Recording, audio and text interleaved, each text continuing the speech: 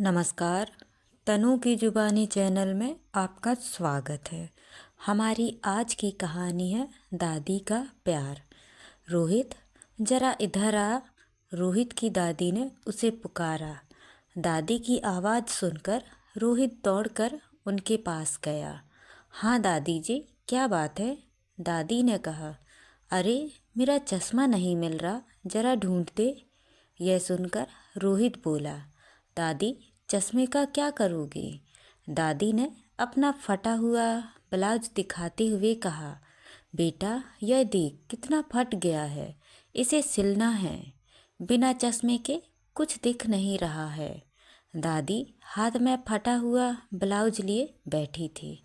रोहित ने अपनी दादी से कहा, दादी, यह तो बहुत पुराना है, यह तो घिस घिस कर फट गया है, इसे छोड़ो, मैं मम्मी से कह दूंगा, वे आपको नया सिलवा कर दे देंगे।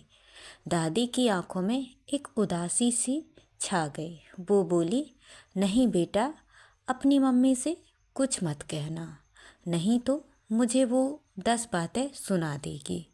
मैं इसी से काम चला लूँगी। रोहित चुपचाप चश्मा ढूंढने लगा। पीछे की खिड़की में चश्मे की डिब्बी मिल गई, जो कि पर्दे के पीछे छिप गई थी। रोहित ने चश्मा दादी को दिया और वो सुई में धागा डालकर फटे हुए ब्लाउज को सिलने लगी। रोहित को यह सब देखकर बहुत बुरा लग रहा था। मम्मी हर महीने एक नई साड़ी खरीदती थी, जब मन चाहे नए गहने खरीदती थी, और दादी फटे कपड़े में थेगड़ी लगाकर काम चला रही थी। शाम को जब रोहित के पापा मुकेश आए तो उसने पापा को सारी बात बताई। पापा, दादी के पास एक भी नई साड़ी या ब्लाउज नहीं है, वो अपने पुराने ब्लाउज को सिल रही थी। पहले भी कई बार सिल चुकी है, लेकिन वह कहीं ना कहीं से फट जाती है। आप उन्हें नई साड़ी ब्लाउज दिलवा दीजिए। मुकेश जी ने अपनी पत्नी सुनंदा से बात की। सुनो, माँ के लिए एक साड़ी ब्लाउज ला देना। रोहित ने उन्हें फटे कपड़े सिलते देखा है। सुनंदा गुस्सा होते हुए बोली, तुम्हारी माँ तो जानबूझकर बच्चे को दिखाने के लिए ये सब करती है कि देखो मुझे कितना परेशान किया जा रहा है। तुम्हारा मन करे तो पूरा घर लुटा दो उन पर, मुझे क्या मतलब। मुकेश ने बोला, अरे, तुम तो बात बात में नाराज हो जाती हो, एक साड़ी ब्लाउज में क्या हो जाएगा। वैसे भी अगर फटा ब्लाउज पहनकर वो किसी के सामने आ गई तो हमारी ही बेइज्जती होगी। अगले दिन मुकेश अपनी माँ के लिए एक साड़ी और ब्लाउज का कपड़ा ले आए और अपनी माँ का पुराना ब्लाउज लेकर दर्जी को सिलने के लिए दे आए। 2 दिन बाद रोहित के हाथ से साड़ी ब्लाउज माँ के कमरे में भिजवा दिया। रोहित खुशी खुशी दादी को कपड़े देने पहुँच गया। दादी को इसकी कोई खुशी नहीं थी। वो बोले, कितना अच्छा होता अगर मेरा बेटा या बहू कोई इसे अपने हाथों से देता। यहाँ घर के नौकरों को भी अपने हाथ से कपड़े और इनाम देते हैं। रोहित बोला, कोई बात नहीं दादी, आप इसे पहनकर दिखाओ। मैं पापा का मोबाइल लाकर आपकी एक फ़ोटो लेता हूँ, आप इसमें बहुत सुंदर दिखोगे। दादी ने साड़ी निकाली तो देखा वह एक सस्ती सी सूती साड़ी थी। एक बार तो उसका मन किया कि इसे वापस कर दे, लेकिन अपने 5 साल के पोते के चेहरे पर जो खुशी थी, उसकी खातिर उन्होंने वो लेकर रख ली। रोहित जिद करने लगा, दादी, पहनकर दिखाओ ना। बेटा, कल नहाकर पहनूंगी, नया कपड़ा नहाकर पहनना चाहिए। रोहित कुछ देर दादी के पास खेलता रहा, फिर उनके पास ही सो गया। कुछ देर में सुनंदा रोहित को लेने आई। माँ जी, इस बार तो ये आपके लिए साड़ी ले आए, लेकिन आगे से कोई फरमाइश मत करना। हम आपको रख रहे हैं, यही काफ़ी है। छोटे बच्चे का सहारा लेकर हमें परेशान मत कीजिएगा।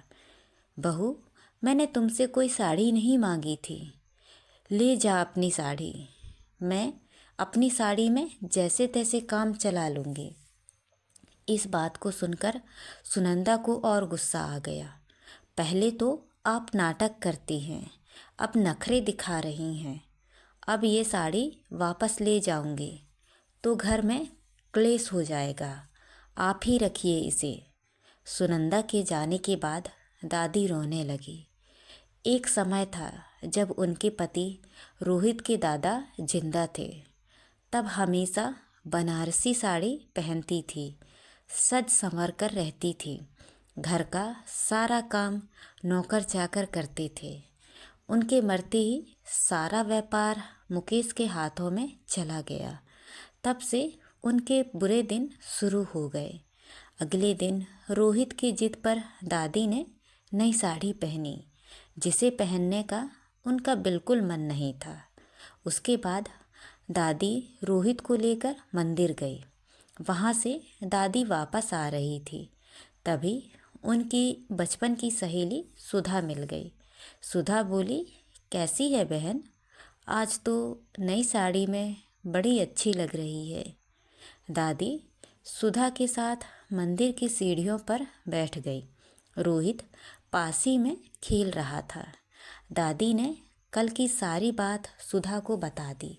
यह सुनकर सुधा बोली, तू तो बेकार घर गृहस्थी में पड़ी है। इतनी बेइज्जती कराने से अच्छा है मेरे साथ चल। मैं वृद्धा आश्रम में रहती हूँ, पूरे मान सम्मान के साथ। वहाँ सभी का आदर सम्मान होता है। हर महीने कोई ना कोई आकर कपड़े, खाने का सामान, दवाइयाँ देकर चला जाता है। हमारे जैसे बहुत से लोग हैं, वहीं चल। दादी बोली, बात तो तेरी सही है। क्या वो लोग मुझे रख लेंगे? हाँ हाँ, क्यों नहीं, मैं बात कर लूँगी। तू कल आ जाना, जगह तो तूने देखी ही है। रोहित सारी बातें सुन रहा था। सुधा जी के जाने के बाद वह बोला, दादी क्या तुम मुझे छोड़कर चली जाओगी? दादी बोली, बेटा मैं यहीं पास ही तो मैं तो हूँ। जब तेरा मन करे अपने मम्मी के पापा के साथ मुझसे मिलने आ जाना। अगले दिन जब रोहित स्कूल गया था तो दादी ने सुनंदा को बुलाया और सारी बात बता दी। सुनंदा बोली, जैसी आपकी इच्छा। दादी अपना सामान लेकर वृद्धा आश्रम पहुंच गई। दोपहर को जब रोहित आया तो दादी अपने कमरे में नहीं थी। उसने अपनी मम्मी से पूछा तो वो बोली, तेरी दादी अपनी मर्जी से गई है। शाम को जब मुकेश आया तो सुनंदा ने उसे सारी बात बता दी।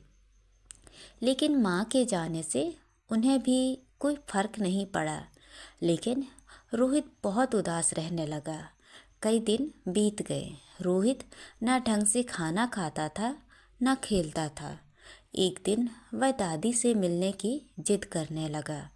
हार कर मुकेश और सुनंदा रोहित को लेकर दादी से मिलने पहुँचे। दादी से मिलकर रोहित बहुत खुश हुआ। फिर वह दादी के साथ मैनेजर के कमरे में गया। मुकेश और सुनंदा भी पीछे पीछे पहुंच गए। वह मैनेजर से बोला, क्या मैं भी यहाँ अपनी दादी के साथ रह सकता हूँ? मैनेजर बोला, नहीं बेटा, यहाँ वही रहते हैं जिन्हें उनके घर वाले निकाल देते हैं। तब रोहित बोला, तो फिर आप मेरे मम्मी पापा को रख लीजिए। दादी को मैं अपने साथ ले जाता हूँ। वैसे भी बड़े होकर मैं इन्हें घर से निकाल दूँगा, क्योंकि ये मेरी दादी को अपने साथ नहीं रखना चाहते हैं। यह सुनकर मुकेश और सुनंदा को गहरा धक्का लगा। मुकेश अपनी माँ के पैरों में गिर पड़ा। माँ, मुझे माफ़ कर दो। मेरे बेटे ने मेरी आंखें खोल दी। सुनंदा भी अपनी सास से माफ़ी मांगने लगी। मुकेश अपनी माँ को घर ले आए। सुनंदा उनकी जी जान से सेवा करने लगी। रोहित ने यह सब देखा तो वह बहुत खुश रहने लगा। तो दोस्तों, ये कहानी आपको कैसी लगी? लाइक और कमेंट करके ज़रूर बताएं और चैनल को सब्सक्राइब करना ना भूलें। तो मिलते हैं अगली कहानी में। बहुत बहुत धन्यवाद।